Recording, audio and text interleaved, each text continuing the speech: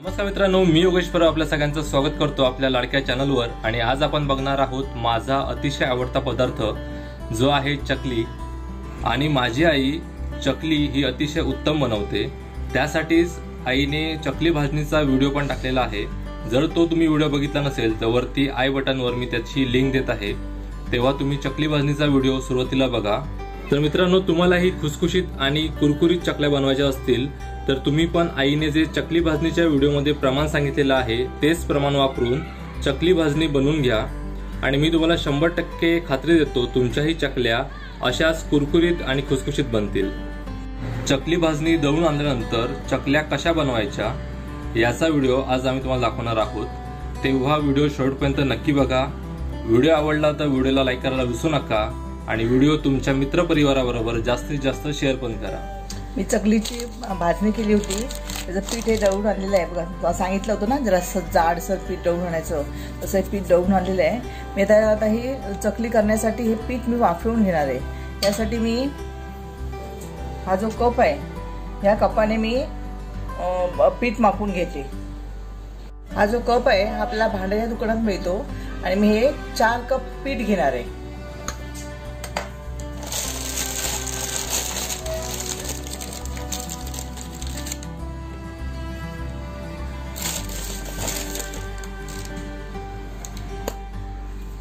आता मी ह्याच पेल्याने 4 कप पाणी एका तुपामध्ये मी गरम करत ठेवणार आहे। जेवढं पीठ घेतलंय ना तेवढंच पाणी गरम करत ठेवायचं।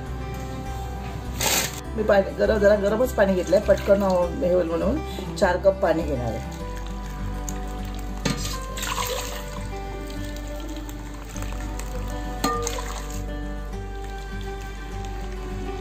आणि हे चांगलं उकळलं की मग ह्याच्यात घालण्याचं साहित्य तुम्हाला दाखवते। हे 4 कप पाणी घेतले, मी आता गॅसवर चांगलं उकळत ठेवते। पाणी उकळायला लागलं बघा। मी चवीप्रमाणे याच्यामध्ये 1 चमचा मीठ घालते, नंतर ह्या पांढऱ्या तिळा घालते 1 चमचा,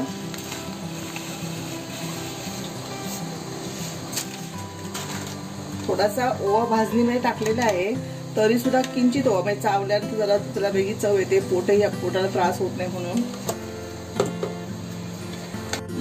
हे मिरची पावडर टाकते, जरा तिखट हवे असेल 1 चमचा आणि थोडीशी मी मिरची पावडर टाकणार, कारण तिखटच चकलीला बरी वाटते त्याच्यासाठी।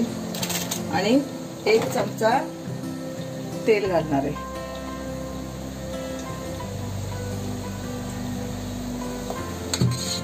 हे चांगलं मिश्रण आता उकळलंय, मी आता गॅस बंद करते। गॅस बंद करून याच्यामध्ये पीठ घालणार आहे।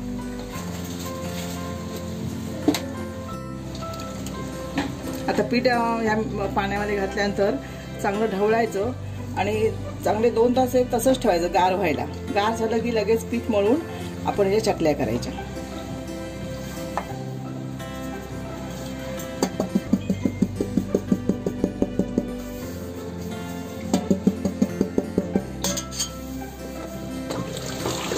चांगलं असं ढवळून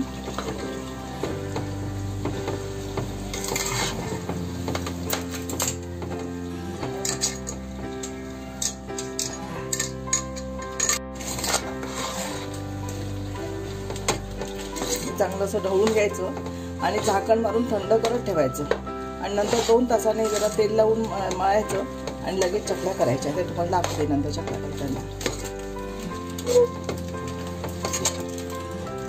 बघा आता 1.5 तास झालेला आहे। आता हे पीठ आहे ना पूर्ण थंड झालंय, जरासं पाणी लावून हे पीठ मळून घेते। आता याच्यामध्ये मळताना आपल्याला लागेल तेवढं आपण थोडं पाणी घ्यायचंय आणि चांगलं मळून घ्यायचं।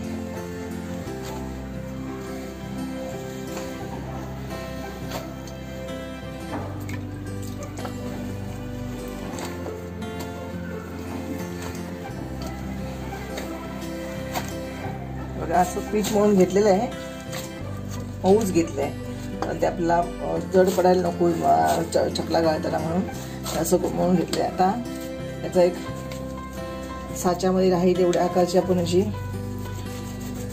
लांबट सुरळी करून घ्यायची. मी याला आतमधून तेल लावलंय, या साच्याला तेल लावलेलं आहे बघा. आता आणखीन थोडं राहील घालते.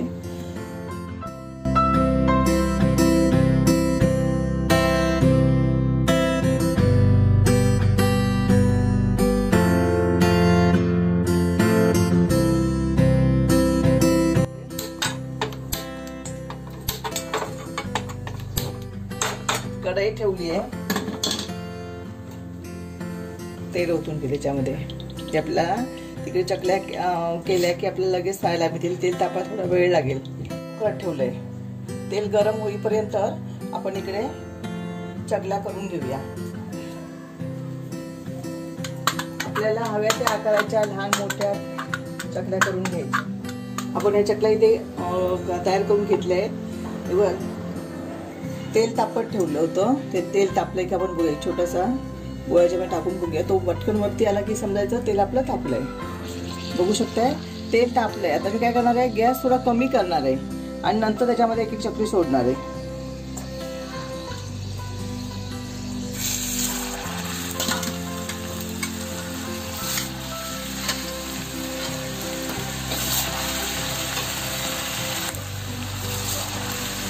तापलेला आहे.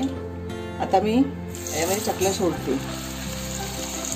गॅस कमी केलाय.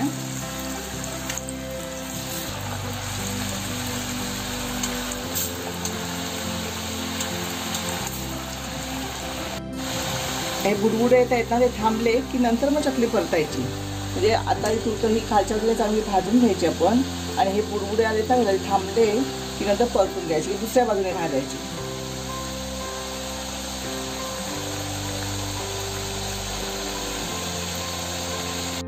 आता आपण परतून घेऊया.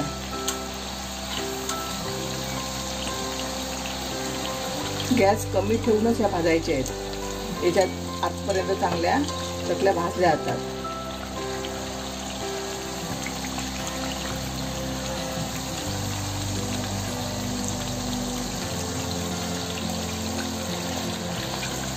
गॅस कमी असला की मग जास्त त्या म्हणजे काळपट वगैरे होत नाहीत. हाच कलर राहायला पाहिजे, याचा सोनेरी दिसतोय ना, हा कलरच राहायला पाहिजे.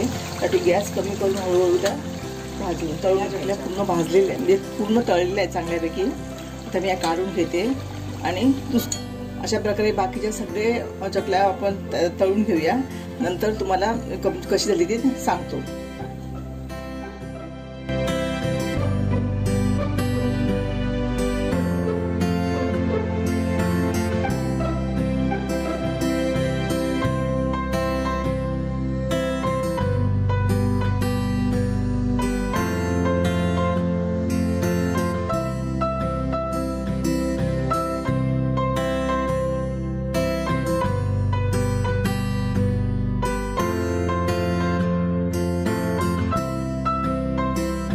तर मित्रांनो, चकल्या या मस्त कुरकुरीत झाल्यात आणि मी खास तुमच्यासाठी ही चकली खाऊन बघणार आहे. तर तुम्ही आवाजावरनं अंदाजा लावू शकता की चकली ही किती खुसखुशीत आणि कुरकुरीत झाली आहे ते. तर आता मी तुम्हाला दाखवतो ही चकली खाऊन.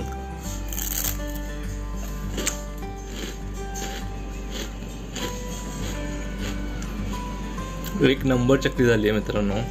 तेव्हा तुम्हालाही अशीच कुरकुरीत आणि खुसखुशीत चकली बनवायची असेल तर आईने सांगितलेले प्रमाण वापरून चकली भाजणी तुम्ही करून बघा आणि त्यानंतर चकल्या तुम्ही व्हिडिओ दाखवलेल्या प्रमाणे करून बघा.